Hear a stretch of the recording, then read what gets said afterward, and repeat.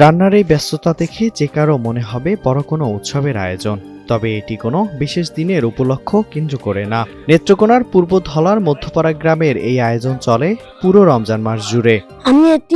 আমি এতিম অসহায়, আমি পড়ি, এলাকাবাসীরা আমাদের জন্য খুব সুন্দর ইফতারি করায়। আমি গরিব, মাদ্রাসে পড়ি, আমার ইফতারি খুব ভালো লাগে।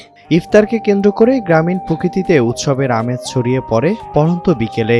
তাই গ্রামের সকলের সহযোগিতায় ইফতার তৈরি এই গ্রামের সম্প্রীতির ঐতিহ্যের অংশ বলে জানান স্থানীয়রা। এই ঈদে জামা জুতো অ্যাক্সেসরিজের ডিসকাউন্ট।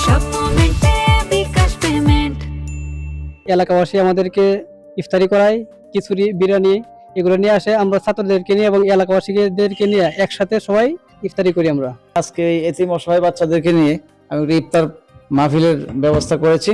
তো আসলে ওদেরকে নিয়ে যখন আমি আসি, ওদের কাছে আসি, তখন আমার কাছে অনেকই ভালো লাগে।